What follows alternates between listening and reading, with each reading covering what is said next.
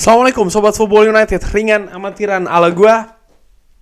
Sebentar, biar tetap ada unsur Manchester United-nya, kita pakai topinya dulu. Oke, kali ini gue ingin berbicara terkait dengan pertandingan selanjutnya. Jadi di hari Sabtu sore waktu Eropa di sini atau malam Ahad waktu Indonesia, Manchester United ini kan akan kembali bertanding di Premier League. Kali ini akan tampil di kandang sendiri menghadapi tim dari Greater Manchester juga, yaitu adalah Burnley. Langsung aja gue ingin menunjukkan bagaimana 5 pertandingan terakhir dari Manchester United dan juga Burnley. Nah, uniknya mereka ini sama-sama baru saja menang menghadapi Sheffield United di pertandingan terakhir masing-masing ya. Sheffield United kalah 1-4 menghadapi Burnley. Burnley ketika itu tampil tandang, dan Manchester United tentu saja menang 4-2. Tapi langsung aja nih ya, yang harus diperhatikan adalah tanggal pertandingan terakhir, di mana Burnley memiliki 4 hari waktu beristirahat dibanding dengan Manchester United. Sama dengan Manchester United, Burnley pun juga di partai-partai sebelumnya sulit untuk mendapatkan kemenangan di 90 menit. Mereka lebih banyak seri dan sekali kalah. Nah, tadi gue singgung terkait dengan 4 hari perbedaan istirahat antara pemain Burnley dan juga Manchester United ini akan memiliki peran lumayan banyak sih menurut gue. Artinya tim asuhan dari Vincent Kompany ini cenderung memiliki kesiapan fisik yang lebih bagus dibanding dengan pasukan Erik ten Hag yang ya kita seperti tahu bersama-sama ya, skuadnya sangat tipis, banyak gangguan juga ya kan, fisik pun juga sangat meragukan. Ini menurut gue yang sangat mengkhawatirkan. Memang di papan klasemen kalau kita lihat Manchester United ini berbeda cukup jauh dengan Burnley, yang satu di peringkat ke-6 Manchester United dan Burnley di peringkat ke-19. Tapi jangan lupa ini adalah Liga Inggris di mana semua kemungkinan ini sangat terbuka. Ya, terkait menghadapi pertandingan tersebut, Manchester United ini ya, daftar pemain yang cedera masih cukup banyak, terutama lini belakang, dan ini menurut gue kembali lagi mengkhawatirkan.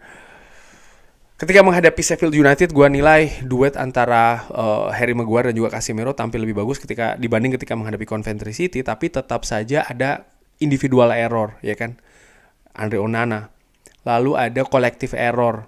Bagaimana sistem pertahanan dari Manchester United di gol kedua dari Sheffield United itu jelas menurut gue kendor ya, rapuh di sana. Walaupun setelahnya mereka cenderung lebih solid lagi, tapi inilah Liga Inggris, tidak bisa memberikan celah-celah yang sempit, apalagi sampai berulang kali kepada tim lawan.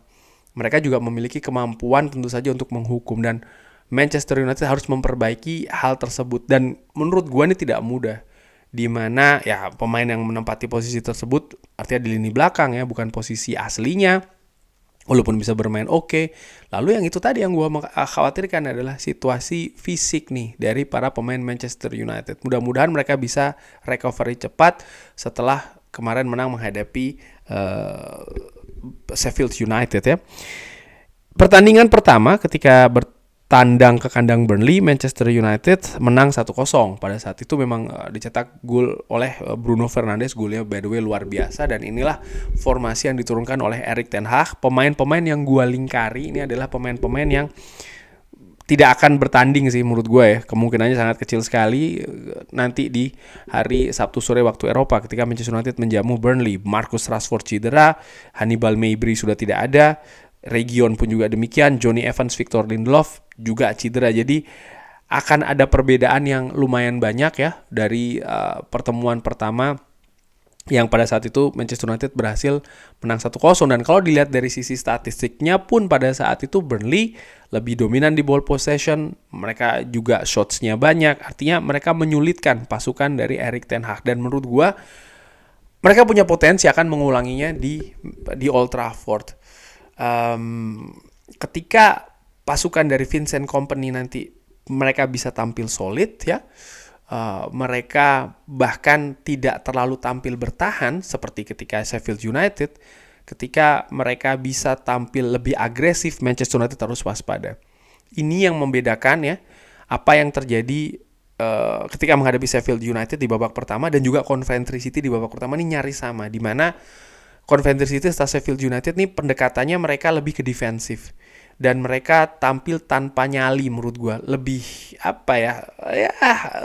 lebih kalah inisiatif juga, sehingga Manchester United sangat dominan.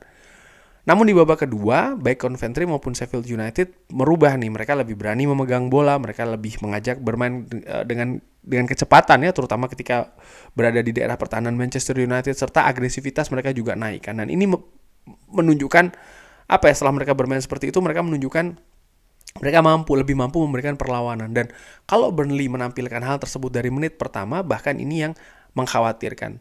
Walaupun demikian bukan berarti Manchester United tidak bisa melawan balik ya. Ketika mereka juga tampil lebih memegang kendali, mereka tampil lebih mobile ya, lebih cair dalam melakukan pergerakan, Manchester United menurut gue juga tetap memiliki peluang untuk memegang kendali, bahkan mendominasi pertandingan. Kuncinya adalah banyak bergerak, banyak mengalirkan bola ya. Jangan terlalu jangan ditahan-tahan lah menurut gue. Plus juga harus berani mengambil resiko dalam melakukan eksekusi. Jadi tidak mesti harus dari jarak dekat ya, dekat gawang maksud gue, bisa juga dari jarak jauh. Tapi kuncinya dari hal yang tadi gue sebutkan itu ya, terutama melakukan pergerakan yang aktif, aliran bola yang juga mengalir terus, ini adalah di fisik. Dan ini sekali lagi yang mengkhawatirkan bagi gue.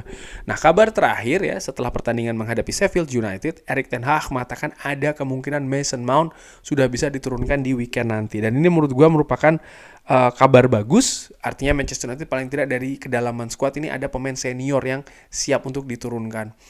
Walaupun demikian, gue tidak berpikir sih Mason Mount akan ditampilkan dari menit awal, namun bukan berarti juga dia tidak akan memberikan impact sama sekali. Sudah dibuktikan ketika menghadapi Brentford, Mason Mount ini bisa bahkan mencetak gol ya kan. Menarik juga untuk dilihat akan memberikan menit bermain ke pemain akademi atau tidak nih Erik ten Hag dari menit awal. Karena sekali lagi ya, situasi skuad yang sangat tipis. Namun gue perkirakan Erik ten Hag tidak akan mengambil banyak resiko, terutama untuk starting 11. Perkiraan gua secara ringan amatiran sekaligus juga harapan ya akan seperti ini: Andre Onana, Aaron Wan-Bissaka, Casemiro, Harry Maguire dan juga Diogo Dalot. Lalu Kobbie Mainoo yang ketika menghadapi Sheffield United ini diduetkan dengan Christian Eriksen. Ya gua pikir Christian Eriksen memiliki semacam kayak kelemahan besar ya dari sisi defensif. Gue harapkan sih mungkin bisa kembali diposisikan Kobbie Mainoo di situasi breaker ya, di posisi breaker, di posisi nomor 6, dan kembali membangku cadangan Christian Eriksen menurut gue. Mungkin di babak kedua Christian Eriksen bisa diturunkan. Itu lebih gue pilih sih dibandingkan Christian Eriksen tampil dari babak pertama. Dan Scott McTominay ya bisa ditempatkan dari awal berduet dengan Bruno Fernandes. Dan kalau situasinya seperti ini mungkin Scott McTominay yang akan didorong lebih depan, sementara Bruno Fernandes agak sedikit di belakang, dengan juga ya bisa bergerak ke zona defensif Manchester United kalau seandainya memang diperlukan. Lalu di kanan gue berpikir Amad Diallo yang diturunkan ya, dengan mengistirahatkan Anthony yang tampil juga tidak maksimal, tidak terlalu oke ketika menghadapi Sheffield United. Garnacho di kiri, gue harapkan Garnacho situasi fisiknya nggak ngedrop ya, karena menit bermain juga sangat tinggi. Setelah di depan Rasmus Højlund. Nah, khusus untuk Rasmus Højlund gue harapkan juga setelah membuka keran golnya ini bisa deras terus bocor nih, golnya banyak ya. Harapan gue seperti itu, melihat apa yang terjadi ketika dia mencetak gol pertama di Champions League dan juga di Premier League. Setelah itu gol terus banyak datang. Gue harapkan ini akan terjadi dengan seorang Rasmus Højlund. Pemain yang menurut gue akan berperan sangat vital ketika menghadapi Burnley, siapa lagi kalau bukan kapten Bruno Fernandes. Bruno Fernandes menunjukkan kelasnya menurut gue ya, baik itu sebagai pemain dan juga sebagai kapten. Dan gue harapkan ini bisa berlanjut terus, termasuk ketika menghadapi Burnley.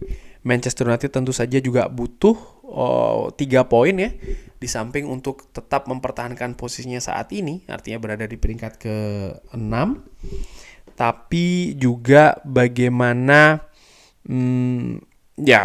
untuk memberikan tekanan juga bagi 2 tim di atasnya, Tottenham Hotspur dan juga Aston Villa. Yes, gue tahu ini hampir tidak mungkin, bahkan gue pikir kalau menurut gue ya sudah lupakan saya, tapi ya tetap pemain harus menunjukkan karakter bermain di Manchester United. Artinya ya kemenangan itu sangat dinantikan di setiap pertandingannya.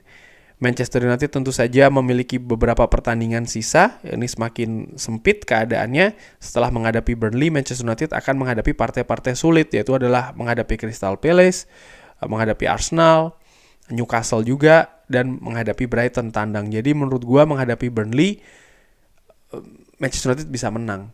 Sehingga paling tidak akan ada modal modal kepercayaan diri yang terus terjaga setelah Manchester United mendapatkan momentum menghadapi Sheffield United. Kita lihat akan seperti apa komposisinya ya dengan skuad yang tipis ini. Sekali lagi yang gue khawatirkan adalah ketidakstabilan fisik, di mana ini juga pasti akan bisa memberikan pengaruh ke konsentrasi. Walaupun harapan gue ya Manchester United yang akan tampil di Old Trafford ini bisa tampil lebih baik bahkan daripada ketika menghadapi Sheffield United. Tapi bagaimana Sobat Football United, komposisi formasi, bahkan perkirakan hasil, bisa drop di kolom komen. Terima kasih sudah menyaksikan. Jangan lupa like, subscribe. Wassalamualaikum warahmatullahi wabarakatuh. Thank you.